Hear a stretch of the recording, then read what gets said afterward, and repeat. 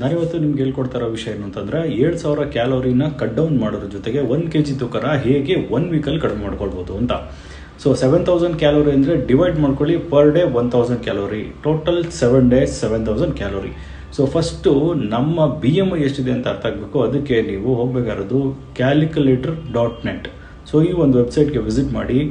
ಇದಕ್ಕೆ ವಿಸಿಟ್ ಮಾಡೋದಕ್ಕೆ ಮುಂಚೆ ನಿಮ್ಮ ಹೈಟ್ ಎಷ್ಟಿದೆ ಸೆಂಟಿಮೀಟ್ರಲ್ಲಿ, ಹಾಗೆಯೇ ನಿಮ್ಮ ತೂಕ ಎಷ್ಟಿದೆ ಅನ್ನೋದನ್ನ ತಿಳ್ಕೊಂಡಿರಿ.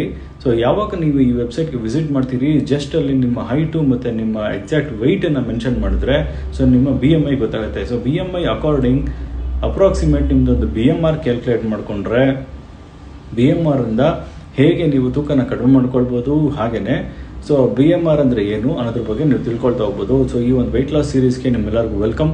ಸೊ ನೀವು ಜಸ್ಟ್ ಫಾಲೋ ಮಾಡ್ತಾ ಹೋಗ್ತಾ ಇರಿ. ಪ್ರತಿ ದಿವಸ ಹೊಸ ವಿಡಿಯೋ ಜೊತೆಗೆ ಪ್ರತಿ ದಿವಸ ಹೊಸ ಟಿಪ್ಸ್ ನಿಮ್ಗೆ ಸಿಗ್ತಾ ಇರುತ್ತೆ. ತೂಕನ ಕಡಿಮೆ ಮಾಡ್ಕೊಳ್ಳಿ.